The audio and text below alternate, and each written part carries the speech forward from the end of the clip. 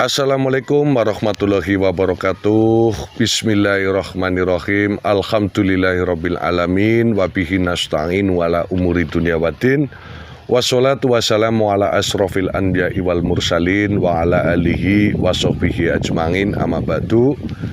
Jumpa lagi dengan kita Wong Deso Channel, akun YouTube kami.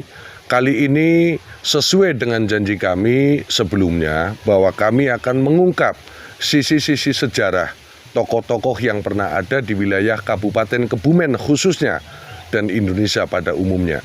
Kali ini kita berada di situs pertabatan Raja Brawijaya V yang tepatnya berada di Gunung Puyuh, Desa Surotunan, Dukuh Karangsruni, Kecamatan Alian, Kabupaten Kebumen. Kali ini kita akan mengungkap siapa sebenarnya sosok beliau dan berapa lama beliau bertapa di sini. Terus setelah ini beliau melanjutkan perjalanannya kemana. Jangan lupa terus ikuti video kami sampai selesai.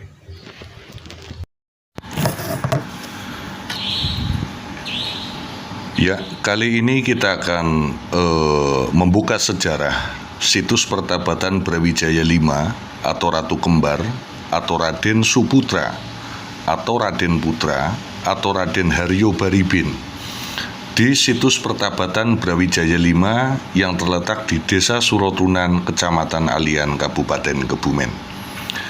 Situs pertabatan Brawijaya V atau Ratu Kembar adalah tempat bertapa beratanya Brawijaya V. Situs ini terletak di Gunung Kumbang yang oleh masyarakat setempat saat ini disebut dengan Gunung Puyuh. Tepatnya terletak di Desa Surotunan, Kecamatan Alian, Kabupaten Kebumen. Ini adalah nama baru dari Panjer yang sebelumnya merupakan sebuah negara pada masa kejayaan Majapahit. Silsilah dari Raden Suputra, Raden Putra atau Haryo Baribin sesuai dengan Serat Sarasilah Mataram dan buku ringkasan Babat Tanah Jawi, diketahui bahwa Raden Suputra atau Raden Putra atau Haryo Baribin adalah putra kelima dari Prabu Brawijaya IV, Bratanjung, dengan istri Putri Pajang. Perjalanan Brawijaya V atau Ratu Kembar ke negara Panjer.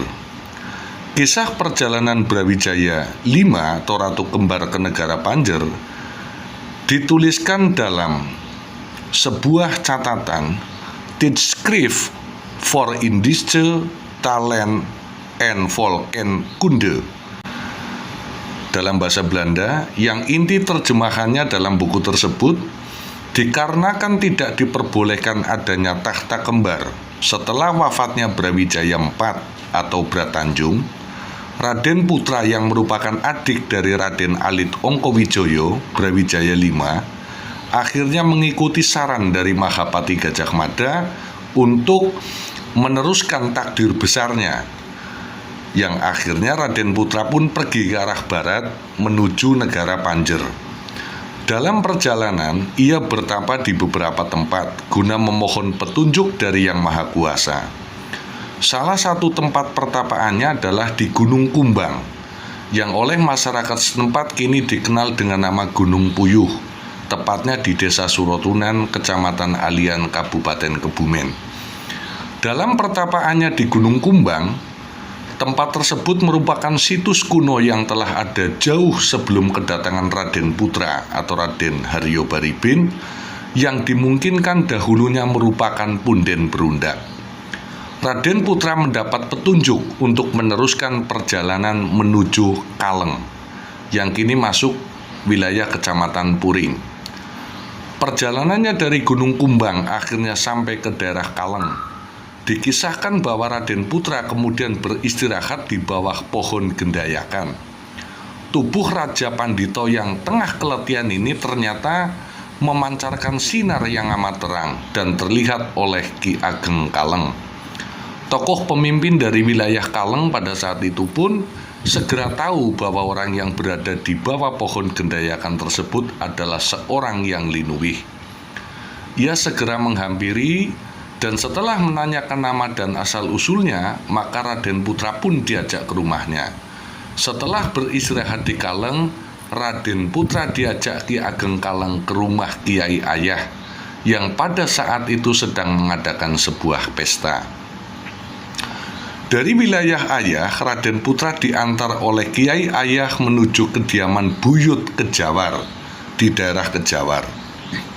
Sedangkan Ki Ageng Kaleng kembali ke kediamannya. Dari Kejawar, Raden Putra diantar oleh Ki Buyut Kejawar menuju ke Pasir Luhur. Setelah menetap selama 5 bulan di Pasir Luhur, Raden Putra meneruskan perjalanannya menuju Pajajaran. Di Pajajaran kemudian Raden Saputra atau Raden Suputra atau Raden Haryo Baribin akhirnya menikah dengan salah satu cucu Raja Pajajaran dan dianugerahi 4 orang anak, yakni 1. Raden Kaduhu atau Adipati Marga Utama, 2. Raden Banyak Sasra atau Catra Pasir Luhur, 3. Raden Banyak Kumara Adipati Kaleng, 4. Roro Ngaisah Nyai Meranggi Kejawar. Singkat cerita, dari Pajajaran Raden Putra kembali ke timur dan menghabiskan masa hidupnya menjadi seorang pandito di Gunung Grenggeng yang kini oleh masyarakat sekitar Kebumen lebih dikenal sebagai Syekh Baribin. Seperti itulah sekilas yang bisa kami ulas di sini terkait perjalanan Ratu Kembar Raden Haryo Baribin, Raden Suputra atau Raden Saputra dalam perjalanannya ke barat sesuai mengikuti petunjuk perintah daripada Mahapati Gajah Mada karena tidak diperbolehkannya ada tahta kembar di wilayah Majapahit.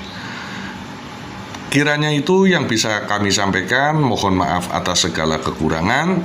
Tentunya kami terbuka atas kritik dan saran dari semuanya, dan kami sampaikan juga banyak terima kasih kepada pihak-pihak yang selama ini sudah sangat peduli dengan adanya situs Pertabatan Brawijaya 5 di wilayah Desa Surotunan, Kecamatan Alian, Kabupaten Kebumen. Sekian, terima kasih. Ya, seperti itu pemirsa semua, kepada penonton setia daripada akun Wong Deso Channel, akun YouTube kami. Seperti itulah yang bisa kami sampaikan. Tentunya banyak kekurangan ataupun kekhilafan kami di dalam menyampaikan. Kami mohon maaf yang sebesar-besarnya. Dan tidak lupa juga kami sampaikan banyak-banyak terima kasih kepada pihak-pihak yang dahulu sekitar tahun 2014 telah ikut memperbaiki, membongkar sejarah situs yang ada di Gunung Puyuh ini, terutama kepada beliau Bapak Letkol Dani Rakca Andalasawan. Beliau pada saat itu menjabat sebagai Dandim 0709 Kabupaten Kebumen.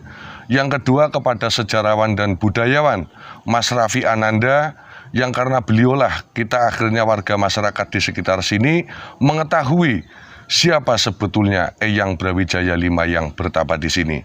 Dan kepada semua pihak, mudah-mudahan dengan tayangnya video kita pada kali ini itu akan menggerakkan daripada tokoh-tokoh pemuda, tokoh masyarakat, tokoh pemerintahan, dan tokoh agama untuk lebih menghargai tempat-tempat peninggalan para leluhur kita. Karena apa? Dengan kita menghargai apapun yang telah dilakukan oleh leluhur kita, berarti kita tidak melupakan sejarah yang pernah ada, sejarah yang pernah terjadi. Karena sejarah ini yang mendasari watak dan karakter kepribadian daripada bangsa Indonesia. Sampai jumpa di lain kesempatan. Jangan lupa dukung terus channel kami, Wong Deso Channel. Terima kasih. Wabillahi taufik wal hidayah. Wassalamualaikum warahmatullahi wabarakatuh.